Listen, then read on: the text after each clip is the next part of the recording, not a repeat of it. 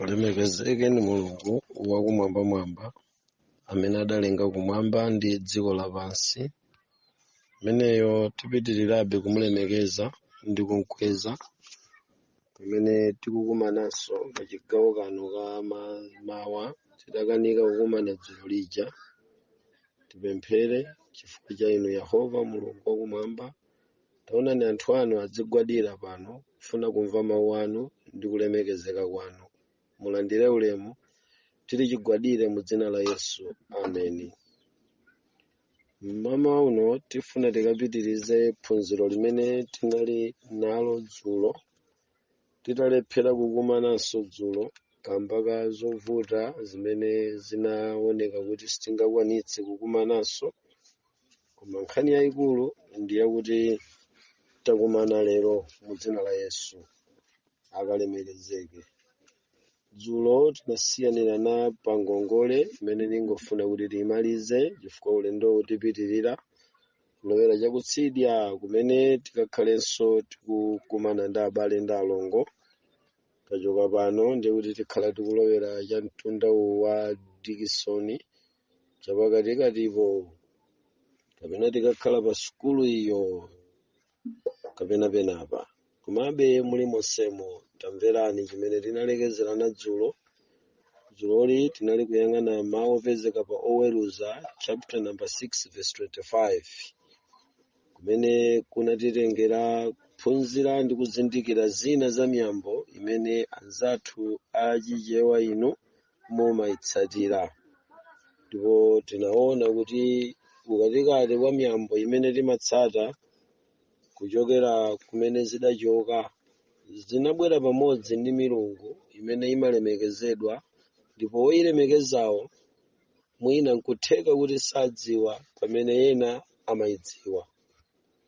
Ine ngati munthu amene ndakhala nawo ku chipembedzo chopembeza ziwanda, ndimadziwanso mitundu ya ziwanda imene imasonkhana pamodzi mkati mwa miyambo imene ife timakhulupirira. Kotero kuti pa ulendo umene Mulungu wandipatsa kuti ndiyende chigawo chapakati kumwera komanso kupita chigawo chakumpoto, Mulungu wandipatsa uthenga wabwino umene ndikuyenera kulangizana nanu abale potsata chiyambi cha miyambo ndi mitundu ya ziwanda zimene zimasunga miyambo yosiyanasiyana ku dziko. Ndipo pamene tinali kuphunzira tinaona kuti ilipo miyambo ina imene sifunika kuti ikasungidwe ngati munthuyo wapanga chisankho chopita kwa Mulungu. Ndipo tinanena kuti pali miyambo imene ingatsatidwe ngakhale munthuwe utakhala kuti ngati munthuwe uli pakati pa dziko suli pamaso pa Mulungu. Tinapeza kuti kutsata miyambo imeneyo palibe vuto lililonse. Amayi ndi abambo, madzulo ano ndimafuna kuti inu ndi ine ngati nkutheka Mulungu atithandize kuti tikapezepo zinthu zina zimene zikhoza kutitengera pakuzindikira kwa mtundu wina. Dzulo tinali kuunikira malemba amenewa amene tinapeza kuti pali zinthu zimene Mulungu sagwirizana nazo. Ndipo kuyambira kale Mulungu wakhala akuzuzula maka pa chipembedzo cha mafano. Ndipo mmene tinali kutambasula miyambo ya anzathu achichewa inu, kumbukirani kuti tinalowa chiyambi cha gule kapena chiyambi cha nyawu, komanso chimene mtundu wathu udachita pochoka ku Zaire udatenga chani kutibweretsera kuno kwathu ku Malawi. Nditero abale ndi alongo, choyamba lero ndifotokoze kuti kodi mukamanena kuti achewa, liwu lakuti mchewa limatanthauza chani nanga lidachoka kuti? Chichewa kapena kuti achewa sichichewa? Tamverani, mawu akuti achewa sichichewa. Pamenepa pakufunika kuti munimvetsetse bwino inu anzanga amene mudachita bwino sukulu ya Chimalawi ya chichewa. Kunena kuti tikanena kuti mchewa, mawu akuti achewa, mawu akuti achewawo sichichewa. Kaya mukunimvetsa kaya pamenepa? mawu akuti nchewa, achewa, sichichewa. Ndeni manena kuti kusonkhana kwathu kwa mmawa uno, choyamba tidziwe kunena kuti ifeyo amene tili achewa, ndi kunena kuti tili ni mwambo wachichewa. Dzulo timafotokoza za mwambo wachichewawo, kuti mwambo wa achewa udamangika pacha. Tidapeza kuti kuchokera kwa mulungu yotchedwa kuti Kamaimo, amene adayenda limodzi kuchokera mdziko lija la DRC kuzafika kuno ku Malawi, atadusa ku Zambia nkubalalika, wena nkumalowera ku Mozambiki, wena nkuyenda kupita mZambia mutsalira, wena pang'ono adayenda adakakhazikika ku Zimbabwe, kumene kunso tidakakhalako tsiku lina pa mwambo wa achewa. Tidapita kukagwiriza zithumwa za mizimu ya ziwanda zimene zidafunika kuti zikathandize wanthu pakavinidwe, pakuti nkhale mkatikati mwakuvinamo mizimu yachabe imayang'aniramo ndi kuyang'aniramo. Kotero kuti munyengo imeneyi imene inu mmabalalika, wena adabalalikira ku Zimbabwe mdera lina la Bulawayo, amakhala kumeneko achewawa. Niwobalalika choncho kulikonse kumene kuli mtundu wachichewa umadziwika bwino ndi nyawu komanso ndi gule amene amatchedwa kuti wamkulu. Kotero kuti inu ndi ine tikufunika kuti muphunziro la lero la mmawa uno tiyambe nkudziwa zinthu ziwiri: gule wamkulu, chifukwa nyawu taphunzira kale dzulo, koma lero tiphunzira za gule wamkulu, kuti kodi nchani gule wamkuluyi, mawu angotani. Kankhani kake nkakang'ono kwambiri mungomvesera ndi chidwi, koma nayamba nkunena kuti tikamanena kuti inu ndinu achewa kapena kuti nchewa, nchewa sichichewa, chifukwa mawu akuti nchewa muchichewa kulibe. Nkhani yosausa, mawu akuti achewa mchinenero cha chichewacho kulibe. Mawu akuti achewa sichichewa chimene timalankhulachi, chifukwa chichewa, mawu akuti achewa amatanthauza kuti obwera. Ndiye ngati mawu akuti chichewa amatanthauza kuti obwera, panafunika kuti ife ngati mawu akuti nchichewa akutanthauza kuti obwera, panafunika kuti inu muzitchedwa mtundu wa obwera. Koma ngati simmadziwika ndi dzina lakuti obwera, mumadziwika m'dzina lakuti achewa, sono chichewacho nkuchitanthauzira kuti chikutanthauza obwera, ndiye kuti mawu akuti chichewa sichichewa. Ndikhulupirira numveka bwino mmamawa uno. Mawu akuti achewa sichichewa. Anthunu chichewachi mutafika mudadzafika kuti ndife obwera. Chifukwa chake okondedwa, lero tifuna kuti tione kunena kuti nkhale ndinu anthu amene mumatchedwa nalo dzina lakuti achewa, zikungofuna kutsimikiza kuti history kapena dongosolo limene ndimalifotokozera kunena kuti chipembedzo ichichi cha nyawu chimene timapanga kuno, kapena kuti miyambo ya achewa imene timatsata miyambo imene tidachita kubwera nayo kuchoka kwawo. Kotero kuti mwina ndizotheka kwa ife mtundu umene tabadwa kumene lero, background ya chinthuchi chimene chimasunga mtundu wathu, chimene timachitcha kuti miyambo ya achewa, tingakhale ni chidziwitso chochepa, chifukwa mwina chinthuchi si chathu kwenikweni. Mwa njira ina, mmene tikuchichita kuno ndiye kuti nthakayi tidachita ubwera. Kuchoka nacho kuja nkudzakhala kuno nitidzisankhira tokha kukhala nzika za dziko lino. Kotero kuti ife ndife nzika za dziko lino, koma tili m'dzina kale limene limatipatula kuti achewa, chifukwa mawu akuti chichewa kuti achewa amatanthauza obwera. Nkhani yosausa. Pamenepa okondedwa ndi pamene padayamba kuti pasa chithunzithunzi chakuti mmene tinkabwera tidabwera ni Kamaimo, ndiye tidampeza kuti ndi amene tsopano amakaonekera mu chipembedzo cha Secret Society cha nyawu, chimene pamene tikuvala zigoba tinapeza kuti kugobako nkumene kukubisala mzimu wachiwanda, kulemekeza milungu ya Kamaimo, imene tidayipeza kuti imakondwereredwa ndi kusangalaliridwira pofanizira nzinyama, chifukwa Kamaimoyo inali mfumu ya zinyama. Kotero kuti pamenepa tsopano nimati mmawa uno pamene tikusakasaka nkhope ya Mulungu, amene tinakweza manja dzulo nkuzipereka kwa Mulungu, titazindikira kusiyana pakati pa mwambo ndi kupembedza Mulungu. Ndipo tinazindikira chinthu cha mtengo wapatali kuti kulandira Yesu kudzatithandiza ife tsiku logona tikalowe mu ufumu umene tikadzaukanso mmenemo tidzakhala nzika za ufumu wakumwamba kuchokera pakulandira Yesu mwakutembenuka mtima. Ani imeneyi ni yosausa kwambiri ndipo ikufunika kuimva kwa mzimu wa Mulungu. Titathandizana dzulo chimenechi mpingo wa Mulungu kumapetopeto tidadzaona kunena kuti pakufunika kuti mpingonso ni umaliza phunziro lilero ni kupanthauzireni kapena kuti ni pakasule bwino kusiyana pakati pa mawu akuti gule wamkulu komanso nyawu. Koma zinthu zonsezi zimene nikufuna kufotokozazi ziuyimiridwa ni milungu ya mafano. Nkhani zokhuzana ni mafano ni zoletsedwa. Nyawu ni mafano. Koma tsopano chimene chimampanga nyawu kuti pakakhale ubale pakati pa nyawuyo ndi chiwanda. Pakatipa pamayima chinthu chimene chimatchedwa kuti gule wamkulu. Koma zinthu zonsezi zimapanga chinthu chimodzi kukhala kuti ni chipembedzo cha mafano.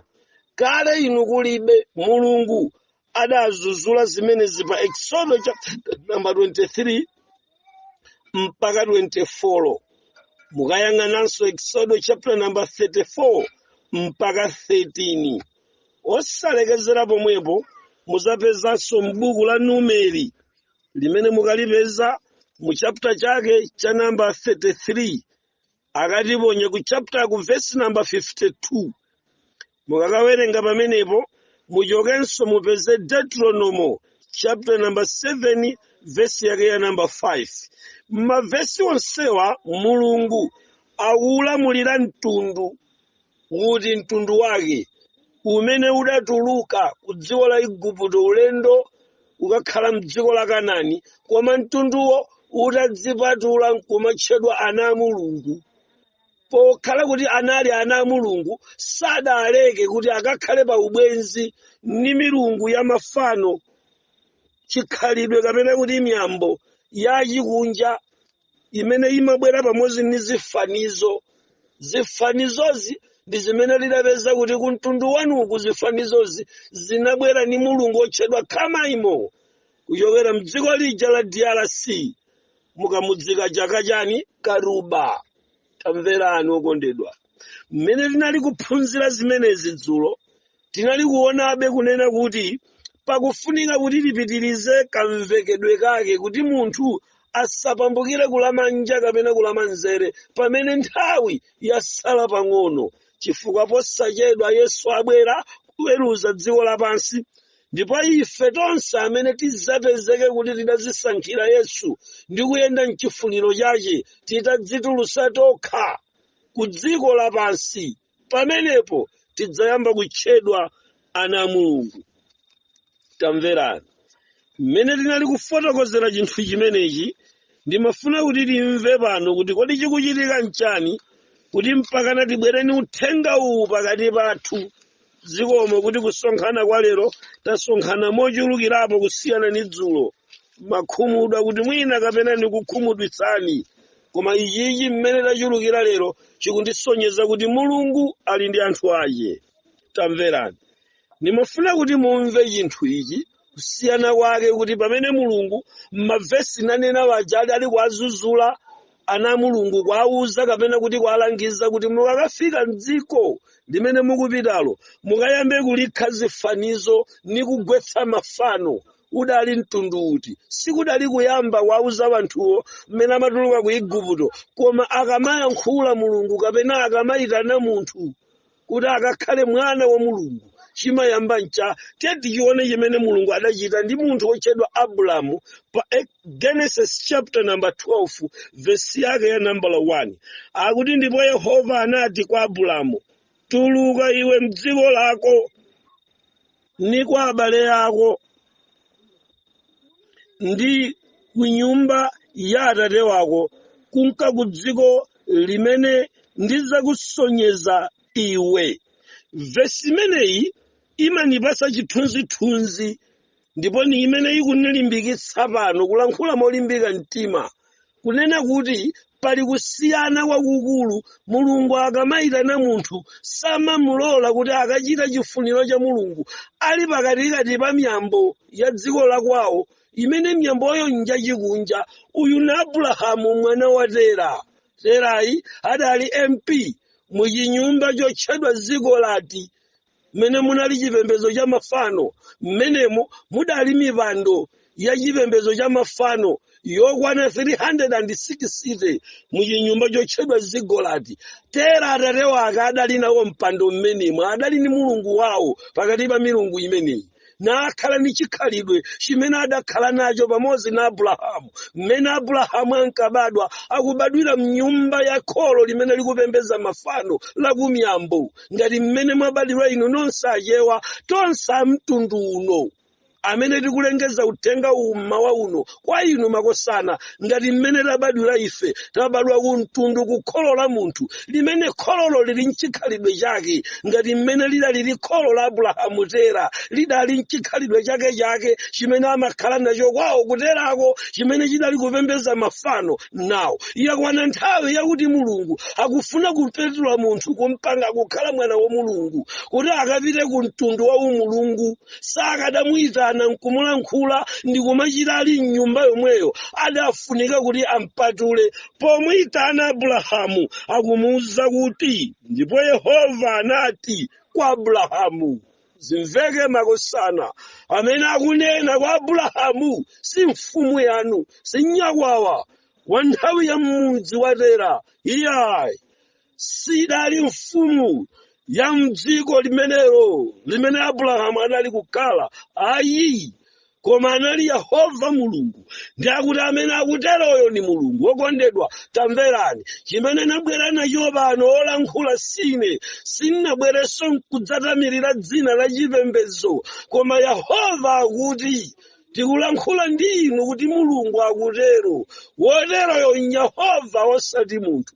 Akunena ndi Abrahamu, mudzimva mawuwa ngati Mulungu akulankhula ndi inu mmawa uno kuti Yehova akutero. Ni iwe ndani wofanizidwa na Abrahamu mnyumba ya Tera? Ni inuyo wokhala mnyumba ya chichewa, yokhala kumwambo wa achewa, wochokera ku dziko la Zaire, mtundu wa chichewa. Numene ulankhula nawo ngati Abrahamu pano. Yehova akutero kwa iwe, akuti tuluka m'dziko lako. Sono pano pakuoneka kuti chipembedzo chopembedza Mulungu sitimachipembedza mophatikiza ni miyambo. Nkhale amene adayambitsa mwambowo atakhala kuti na abambo wanga amene adayambitsa miyambo ni kumapembedza nawo chipembedzo cha mdziko limene lila uli, kumene kudali kwawo kwa Kadalayo, kumene kunali kwawo kwa Tera. Tamverani, Terayi wopembedza mafano koma wabereka mwana. Mulungu akufuna mwanayo, sakufuna Tera pano. Hani wakondedwa, chimene Mulungu akufuna kuno kutenga uwu ni kulengeza pakati pa midzi iyi naima pano. Kondedwa, tamverani, nikumuona Dickson poteropo chakumadzulo kuniona ngati akuoneka mmalingunde pakati pali sukulu yapa ikutchedwa cha Nkhandwe. Tamverani makosana, chimene Yehova akunena, akulankhula ni mwana wa Tera. Inuyo palibe kanthu kuti mnabadwa mu mtundu waje wawo, koma Mulungu ali ni uthenga kwa inu vana. Mulungu akafuna munthu sasamalira kuti bambo wake adalinda. Pali kuthekera konse kuti nkhale mudatemeredwa kutemedwa ni utemera komanso ulowa nkuvinidwa, kapena kuti ulowa nyawu umeza. Koma Mulungu akhoza kulankhula ndi inu vana ochokera ku mabanja omeza, ngati mmene anali kuchitira ni Tera. Kulankhula na Abrahamu, bambo wako Tera ni ometa, koma ine ndikunena ndiwe Abrahamu, tuluke m'dziko limeneli. Makosana, pano pali mawu akuti kutuluka. Akutuluka m'dziko la uli. Dzikolo palokha lidali ni chikhalidwe chake chimene sichikadakhala pa mgwirizano ni Yehova, chifukwa anthu okhala ku uli wa Kadalayo maziko awo ndi mulungu wawo adali opezeka muchinyumba chotchedwa zigolati, kumene kulali milungu pafupi 360. Ndipo bambo wake Abrahamu Tera adali ni mpando mchinyumba chimenechi. Padafunika kuti mwana wake akamamuyitana asamusiye ali pomwepa, koma mtulutse kuti akakhale mchikhalidwe cha mtundu wina, atuluke pakati pa dziko. Ndiye kuti uthenga umene nabweresa pano okondedwa ni wolanditsa nzika zimene zili m'manja mwa dziko pa chikhalidwe. Tamverani kuti mukadziwe kuti inu na Malawi, angakhale chidziwiso chonse chilipo kuti mtundu wathu umachita pamodzi ndi nyau, nyauzo zimachita pamodzi ndi mizimu zimene nziwanda ndipo mchipembedzo cha Satana. Koma dziko lathu likutilimbikitsa kuti zimenezo ndiye chikhalidwe chabwino, ndipo tizichilimbikitsa usungabe chikhalidwe chopembeza nyaucho, chopembeza mafanocho, tizichipembezabe mosachileka chifukwa dziko limanena choncho. Koma Abrahamu, sopano Abrahamu akuyitanidwa kuti akatuluke mtundu woyamikira miyambo, atulukemo chifukwa akufuna kukhala mwana wa Mulungu. Ndiye kuti chisankho chichitike pano mmawa uno ni kuzisankhira iwe kumva mawu akuyitana kwa Mulungu kuti ukadzitulutse kodi kulimba mtima. Tikufuna anyamata amene atatsimikiza azimayi na azibambo nkudzipereka okha kuti ine ntuluka tu mtundu umenewu lero ni utuluka mdziko la Malawi limene lidandipachika ku miyambo ndipo limandiyamikira, koma lero ndilolere kuti ndanene alo dziko langa polisira miyamboyo ni utuluka. Abrahamu akufunika atuluke mdziko chifukwa dziko lililonse limakhala ni mashiraini amene limalemekeza, ndipo kuchokera ku mashiraini ameneyo amathandizira upotoza moyo wa munthu, kumulimbikitsa chikhalidwe chokhala mdziko osati chakumwamba. Lero mawu a Mulungu tabwera kwa iwe Abrahamu kuno. Iwe Abrahamu mwana wa Tera niunena inu mwakhala yapa. Mawu a Mulungu akuti mutuluke mdziko choyamba. Sitipembeza Mulungu chifukwa chakuti dziko likuti ayi. Kapembezedwe ka Yehova amene anabweretsa sitimaphatikiza ndi mmene dziko liunenera kuti ine nkatero ndiye ziyenda bwino. Iyayi tikamanena kuti tikupembeza Mulungu sitimayendera masisitimu a dziko lapansi mmene boma linenere ayi, koma timanena zimene Mulungu akuti. Ndi Abrahamu anasiya zinthu nyumba yakwawo akutuluka mdziko lake limene anali nzika. Mawu a Mulungu akufuna tituluke ku chikhalidwe cha dziko tipite kwa Mulungu. Aramaliza munthu kuusiya mwambo wakwawo mpamene sopano munthuyi amakhala ndi kuthekera konse munthuyo koyamba kutsata Mulungu bwino. Pamenepa tikunena kuti dziko likati iye amati Yehova akuti, ndipo samapanga zinthu zimene dziko likuti, koma amapanga zimene Mulungu akuti. Ndiye kuti munthuyo watuluka mdziko lake. Wanthu amene tituluke mdziko tidzipanga zimene Yehova akuti tatuluka mdziko, osati zimene dziko likuti. So Abrahamu pano akunena kuti utuluke ku dziko lako, atuluke ku zimene dziko lidzinena. Iyeyo adzikane koma achite zimene Yehova womuyitana angamulamulire kukapanga. Ndi chimene nikulangula poyamba pano. Pachiwiri pake tamverani mawuwa akuti ukatuluka mdziko limenelo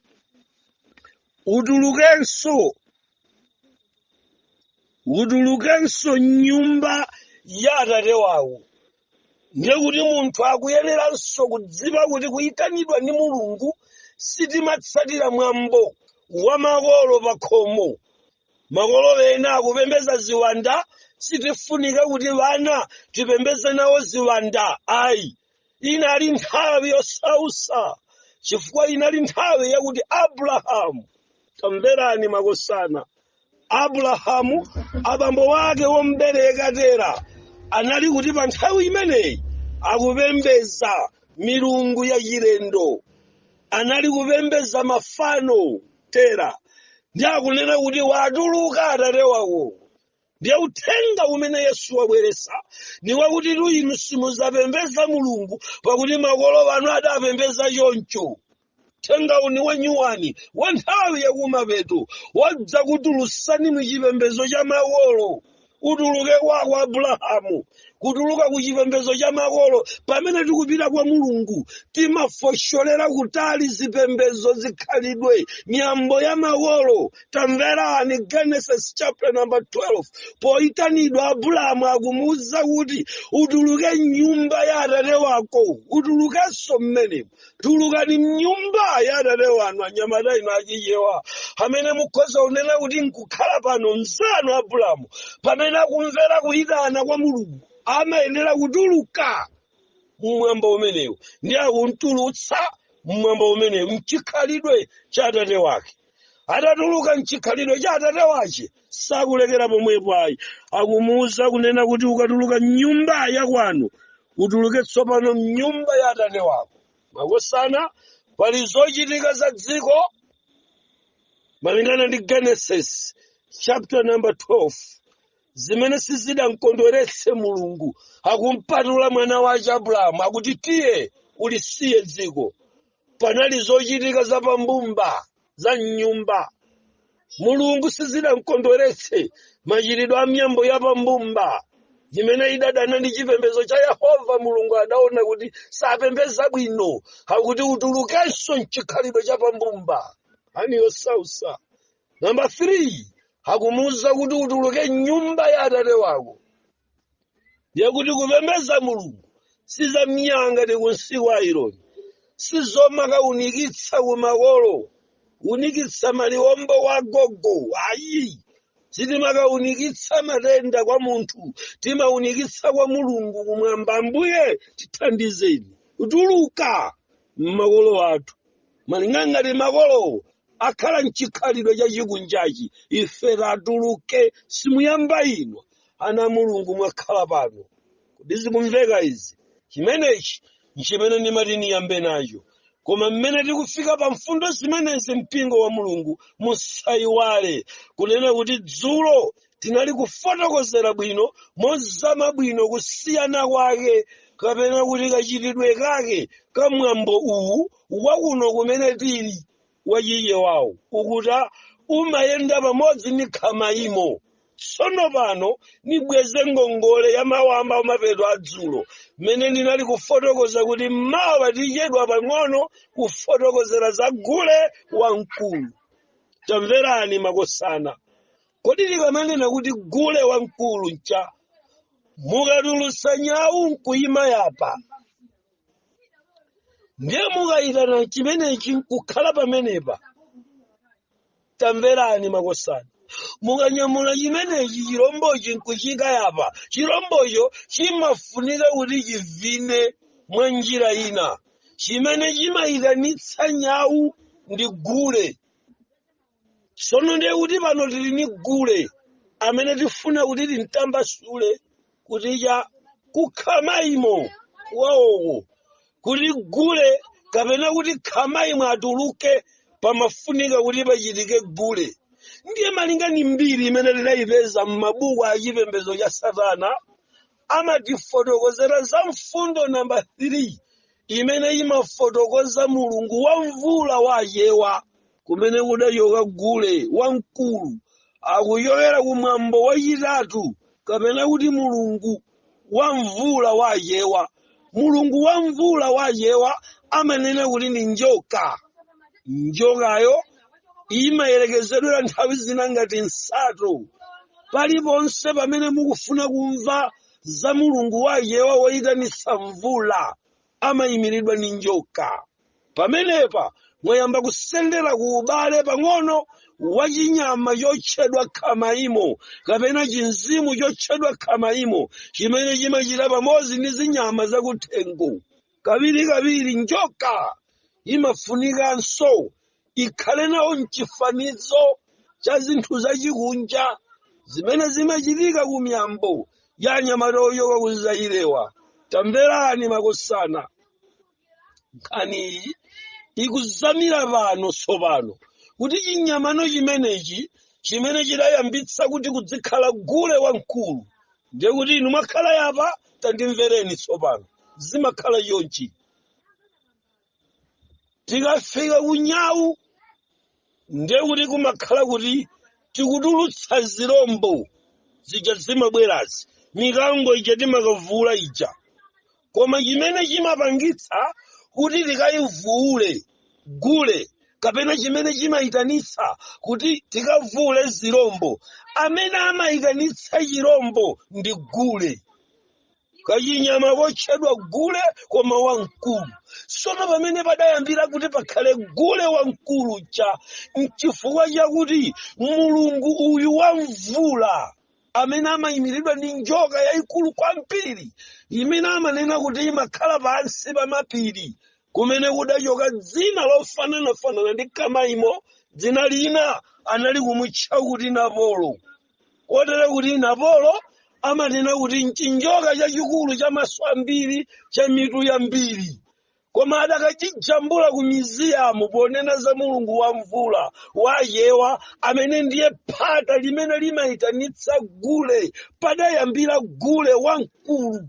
Akunena wamkuluyi ankanena chinyama chimenechi chimene chimatchedwa Napolo, chimene akuti chimaswa mapiri, chikamasamukira kwina chimachoka ndi madzi ambiri. Ngati muchachitachitira kuzomba kukakokolola mudzi wa Mtiya, ngati muchachitachitira kuzomba komweko kakokolola mizina, ngati muchachitachitira uphalombe nkhani yosausa, wanthu pafupi 4,000 adafa. Nchani akuti pansi pa mapiri pamakhala chirombo chosausa chachikulu kwambiri chimene chimatchedwa kuti Napolo. Ndipo nkafika ku Luba, dziko la Malembo, ku Zaire, mudzi wa Malembo. Tamverani, kameneka akamakalemekeza ankakapasanso kadzina kameneka kakuti Kamaimo. Nawu tsopano pakuti mukufuna Kamaimo abwere, mukufuna chirombo chachikulu chichibwere chiyitanitse mvula ku dziko. Mukupembeza njokayi iyitanitse mvula. Mulungu wa mvula wayewa ni njoka. Ndiye kuti ngati mufuna kuyitanitsa chimenechi chinkachitika cha pankafunika kuti pamalopo pasonkhane zinthu zitatu. Number 1 pakhale ng'oma. Number 2 pakhale mtungululu, koma mtungululu isakhale ya mzibambo koma ya mzimayi. Number 3 pamalopa pazimveka mawu achizimayi. Ndiye kuti mukayitanitsa ng'oma pamalopa pamveke mtungululu komanso pamveke mawu achizimayi. Ndi chifukwa chake kulikonse kumene mudzapite inu anzanga achichewa, kumene kuli gule wamkulu, samakhala wamkulu guleyo popanda zinthu zitatuzi ng'oma, zitatuzi mawu achikazi, zitatuzi mtungululu imene imakabereka kamzukulu m'manja. Ukuimbidwa ndi ntheremya. Pamenepa ndiye kuti gule wamkulu sankachitika mu nthawi iyi kuti chinyama ichichi chinjokachi kapena zirombozo zituluke. Pamafunika pakhale combination ya nyimbo zochokera kukamwa kwa mzimayi. Number 1. Number 2 mtungululu ituluke kukamwa kwa mzimayi. Number 3 pakhale ng'oma. Tamverani, chinthu chimenechi mwafunse wanthu amene amafotokoza bwino mbiri ya Napolo. Akakuwuzani kuti zinthu zitatu nakutchuliranizi zimapezeka. Motani wokondedwa? Paliponse pamene pamamveka mbiri ya Napolo malingana ni mbiri za dziko. Tamverani, akunena kuti pamakhala mtungululu, pamakhala ng'oma, ndipo pamenepa nthawi yomweyo okondedwa pamakhala kumveka wati mauta ntheremya toyimbidwa. Zikumveka kuti chikamasamuka chinjoka ichi cha mitu yambiri, chinjoka cha maso ambiri chotchedwa Napolo, chimene chikuzimbayitsidwanso mu dzina ili la Kamaimo, amene amayitanitsa gule wamkulu, akuti chikamasamuka pena kupita pena chimachoka ndi madzi ambiri nde chimaswa phiri. Paliponse pamene chilipo chikamatuluka chimatumphuka ndi madzi. ndiye mkati mwa madzimo mumamveka zimenezi. Now chinjokacho nchani? Chinjokachi ni mizimu. Tamverani, njoka zimenezi akunena kuti zimakhala zikuyenda ulendo ku nyanja ya Indian Ocean kuti zikajoine kampani ija ya ku Marine Kingdom. Ani osausa ulendowu wafika potina atiyang'anire ni Mulungu amene akatisiya nokha tikutayika pa nyanja imene ikuchita mafunde imene tasala pang'ono kufika kwathu.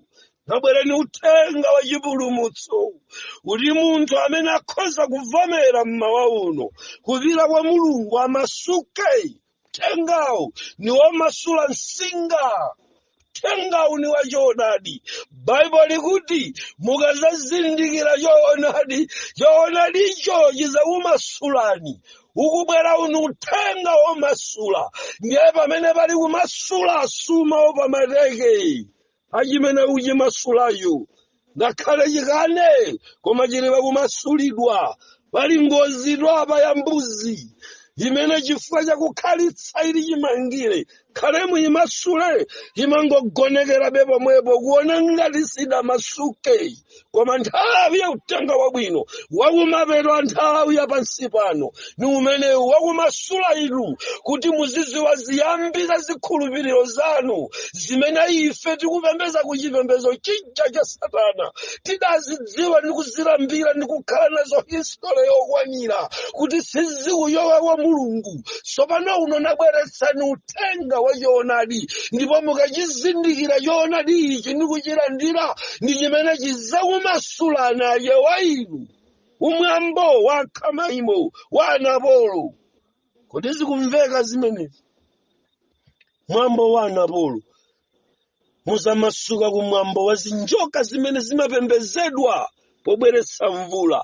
Chimake cha phunziro chichagona yapa tsopano kunena kuti chimenechi chimene chimachitika mukakhala kuti tsopano anthunu mukupita kuti mukayitanitse nyau timayiphunzira ija pamafunika kuti pakhale gule wamkulu. Tamverani. Now kambaka kuti nthelemya zochokera ku zinthu zitatu na zitchula zija zimamveka kufupi ndi kumene kunali fano la Khamaimo masiku amenewo. Chimachitika cha kuti tsopano Khamaimo abwerese zimene mukumpempha, azimu apereke zimene mukumpempha. Azimuwo itanitsa number 1 amaitanitsa nyau kuvuke zirombo. Azimu akaitanitsa nyau chichitike ncha mwitano woyitanitsira nyauzo tsopano umabwera kumawa kuti kugule wamkulu. Pakufunika pachitike gule koma wamkulu. Wamkuluyi akunena wamkuluyi Napoloyo. Wamkuluyi nchinjokayo chachikulu kwambiri. Gule koma wamkulu. Amene ati achitike pano ni gule koma wamkulu kwambiri Napolo kapena kuti Khamaimo chachikulu kwambiri choyenda kulemekezedwa chimene chikamachoka dera lina kupita kwina chimapasula manyumba kumalawi kuno. Chidatidyerapo wamkulu wa polisi m'masiku aja kuzomba Mulunguzi adapita paka akaida adakasakasaka thupi la mkulu ameneyi ukalipeza litapachikika pa mitengo Napolo atasesa. Chilombo chake chimene chimachitika chiyambi chake chakuti kuzikhala gule wamkulu ndi nthungululu zimene zimamveka mkati mwa Napolo zimayimiridwa ndi nthungululu za azimayi. Ng'oma zimene zimamveka ku Napolo zimayimiridwa ndi ng'oma zimene zimamveka ku gule. Nthungululu zimene zimamveka kwa azimayi zimayimiridwa ndi nthungululu zimene ziwanda zimamveketsa kukatuluka Napolo. Mukafunsa amene adakwera mitengo yakachija adabwera Napolo kuzomba nkatero powauza amana kuti timamva nthungululu m'madzi. Tinachiona chikuti beruberu pa nyanja kuchokera mphiri la Zomba ulendo kutsikira kumusi. Tinachiona ife chimenechi. ni chipembedzo koma cha mizimu, ndiye nthungululuzo, nyimbozo, ng'omazo ndi zimene zimakabwezeka tsopano kuti zikafika pakati panu mpamene padachokera kuti pakhale gule wamkulu. Akuchokera ku Napolo, gule wamkulu. Nkhani yosausa wolemba nkhani imeneyi 33 degrees satanisti akunena kuti nchipembedzo ndithu ndipo nchachikulu. Satana alambiridwe koma alandire ulemu kuchokera ku ng'oma, alandire ulemu kuchokera ku nthungululu. Pali kugwirizana kwakukulu pakati pa mzimayi ni gule wamkulu. Ndiye kuti chino tsopano chiyambe kumveka. Ngakhale pamudzi kapena pamwambo wanu mutangotulutsa chirombo cha mtundu uliwonse kati kavula mkango nkubweretsa apa, ndiye tawuyitana mkango wabwera pamenepa, ndiye pano pagwazimu. Agwazimu abwerawa mungotenga chirombocho nkukachiyimitsa pamene pagwazimupo. Azimuwo satuluka ndipo salandira nsembe mpaka pakati pa azimu kuti akamve yankho.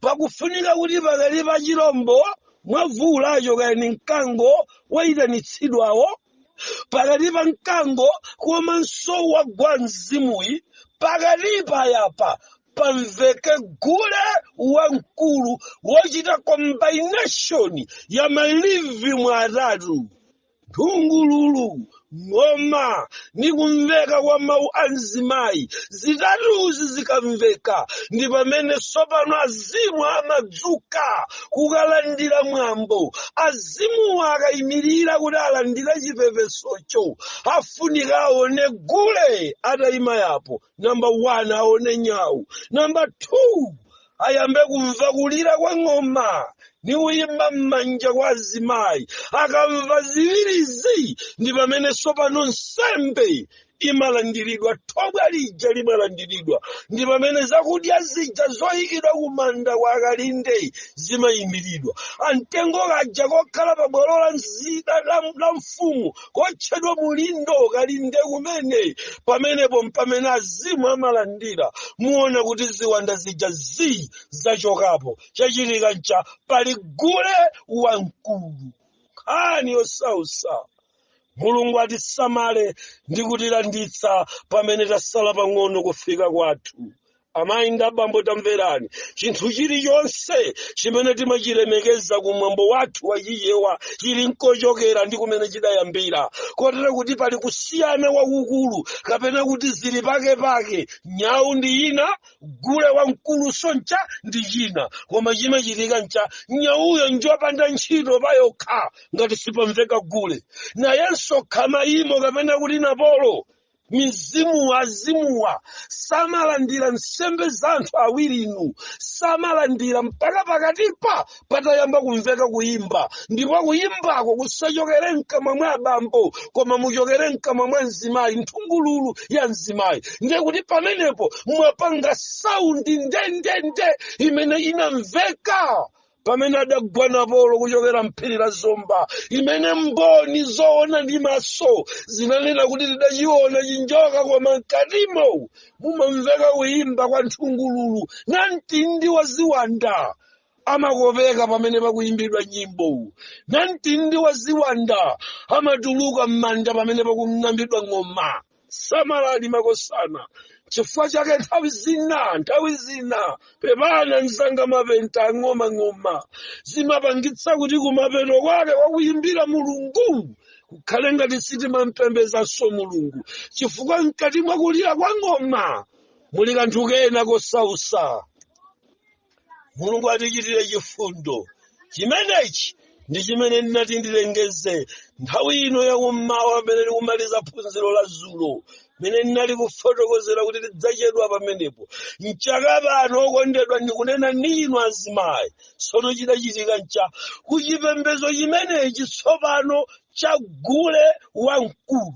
Mulungu wawo kumeneku ndi amene ife kuno timamutcha kuti Namkungwi. Ali yosausa Namkungwi. Azimayi okhwima nzeru amene amakazungulira kumene kukuchitika nkhani ya zilombo. Sizidayamberero ayi, ndi chimake chenicheni chakuyitanitsa gule wamkulu ndi amene amapangitsa kuti nsembe zoperekedwa zilandiridwe. Zilombo zilibe ntchito pa zokha, sizingachite kanthu. Chirombo sichingadzutsa azimu. Azimu amazuka pa mpando kukalandira mphotho pamalopo pakachitika gule. Koma kuti ayambe kutchedwa kuti wamkulu ndi chifukwa chakuti pansipa pali mwini wake amatchedwa kuti Napolo kapena dzina lina Khamaimo, amene ni mulungu wachitatu kwachewa ku miyambo yawo, amene amati mulungu wawo ni njoka ngati afika pa mfundo zoyitanitsa mvula. Pitani kudedza mukafuule mbiri imeneyi kumizi yamwe akakuwuzani ndendende mmene ndikufotokozera inemu. Akosana ulendo utasala pang'ono ukocheza. Tibwerere kwa Mulungu. Inu abalanzanga amene mwakhala pano, chimene ndifuna ndimalize nanu nchani. Taona pano kuti nyau nchani komanso gule wamkulu nchani. Amainga bambo nthawi tikadakhala nayo, tikadayamba tsopano kufotokoza za mamaski kuti nchani wokondedwa. Mukapeza kuti pali mgwirizano waukulu pakati pa mamasikiwo ndi ntchito za anthu akufa. Nkhani imeneyi ndiyosautsa kwambiri. Kulemekeza zinthu zakufa zimene zidapita kale, mkati mmene mummakhala mwambo wolemekeza mitembo, wolemekeza akufa, kotero kuti promotion kapena kuti kupanga polomoti chipembedzo chakufa chimachitika so pamene mukuyendetsa mwambo wachichewa. Mainda bambo mmawa uno, ngati mulipo anthu amene mukundimva kiriye, ni ulankhula mawu opanda chigamba ine, ni walemba pa plain paper chichewachi, nuchipereka pa buleni papepala lopanda nzera kuti inde mwambo ndi chikhristu ni ziwiri zosiyana. Tamverani, there is no salvation without separation.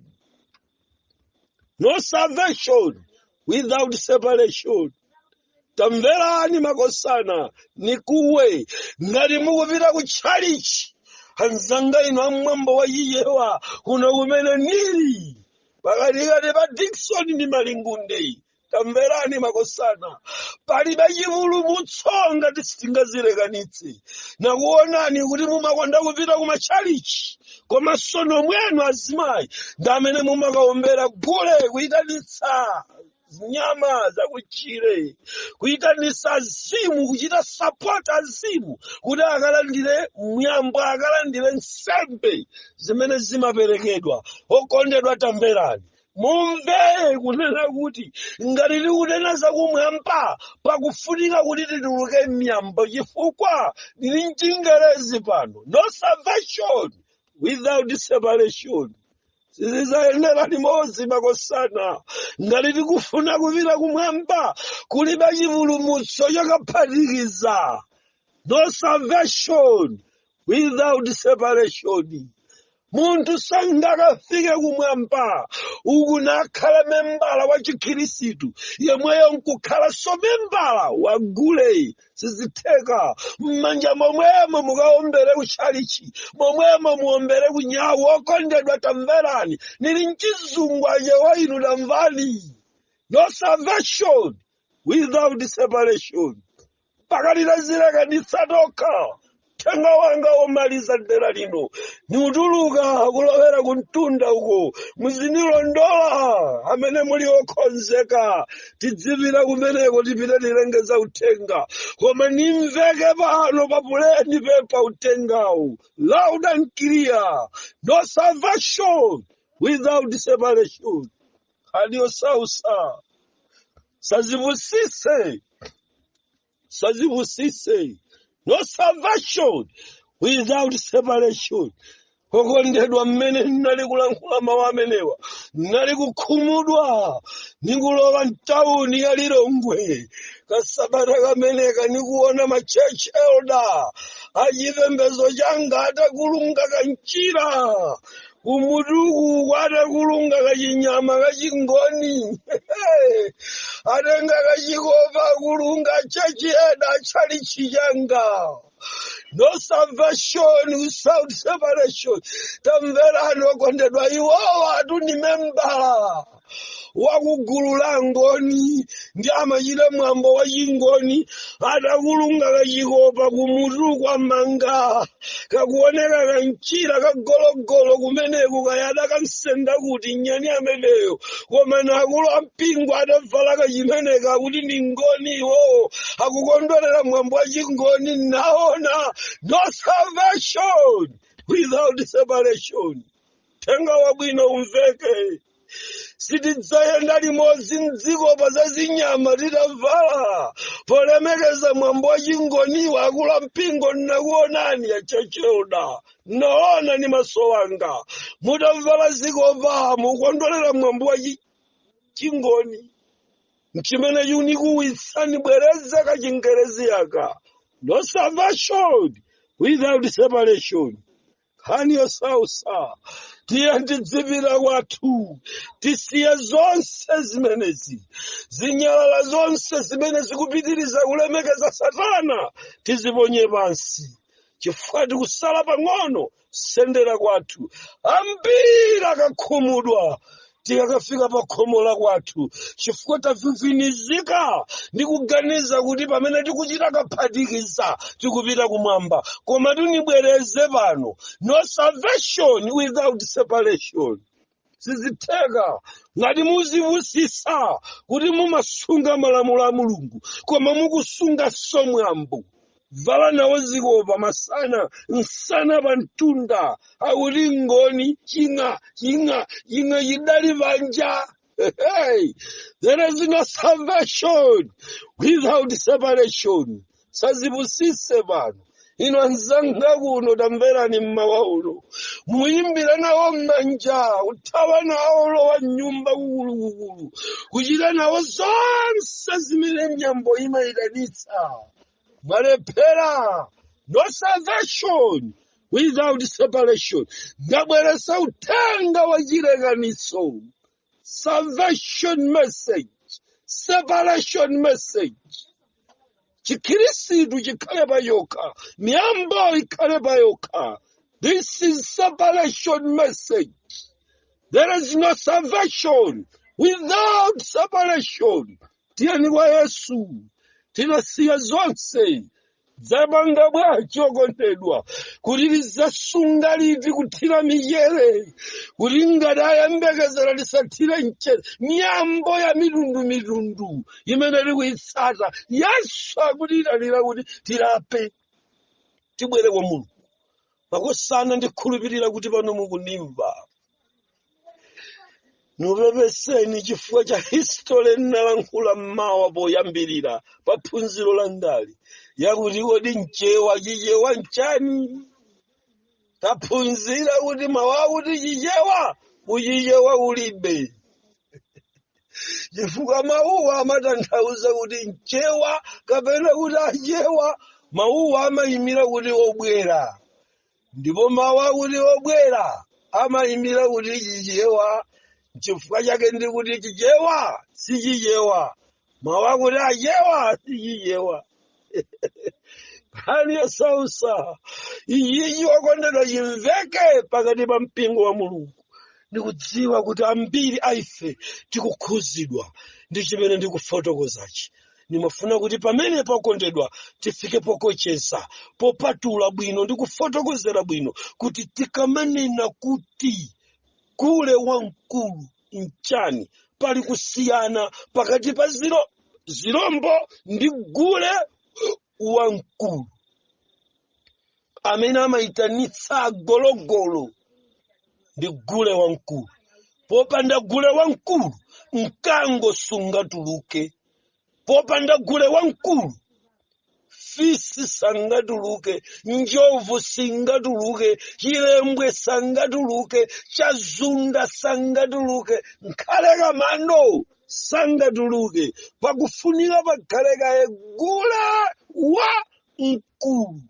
Mulungu atithandize masana wano. Ndikuteka mawa uno kuti mulipo awiri atatu amene mungafune kubwera kwa Mulungu.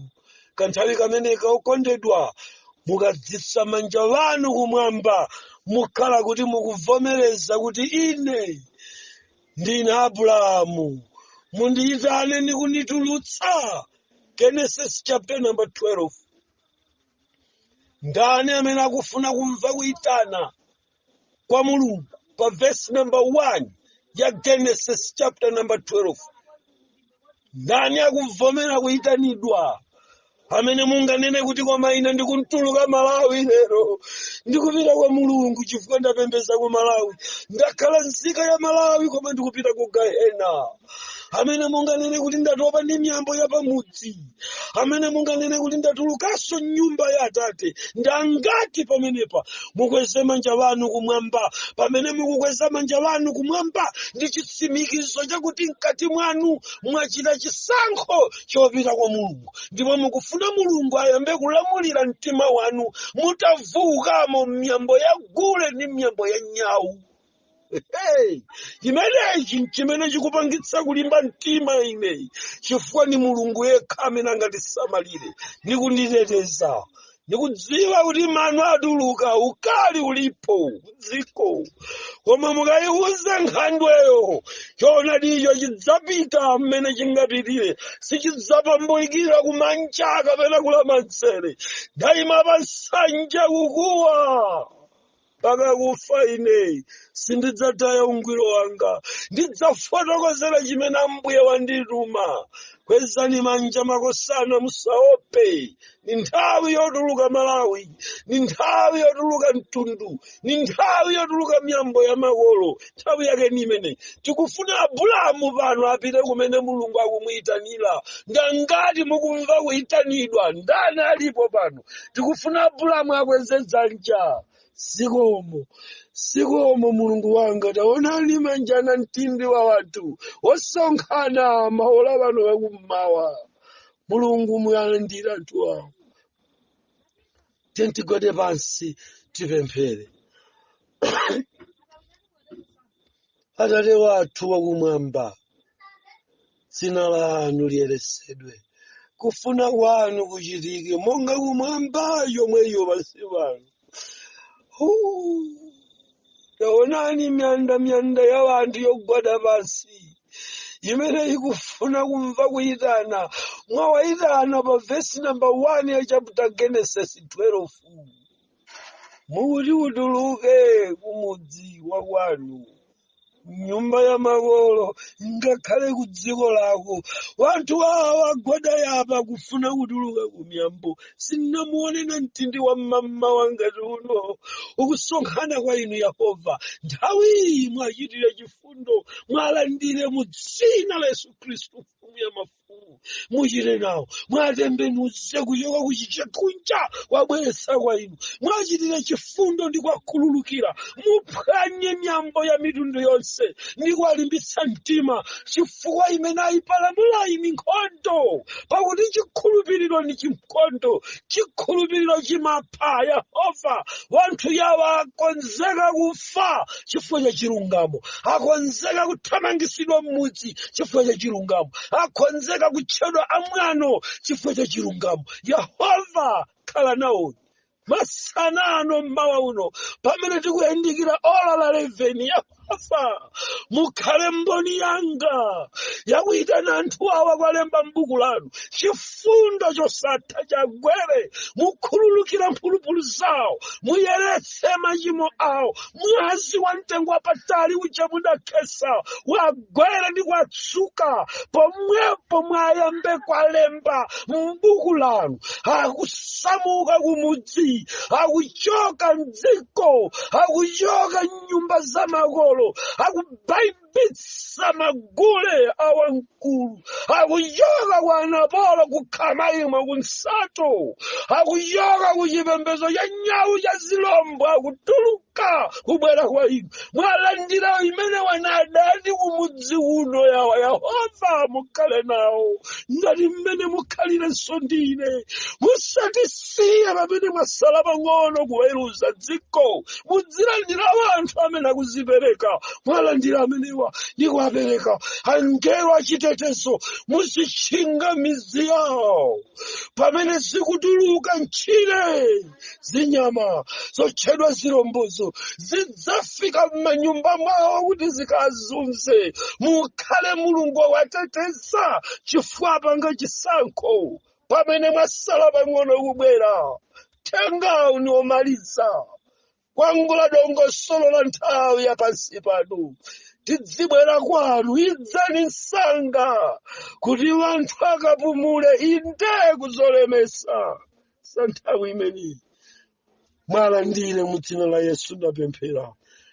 Amen.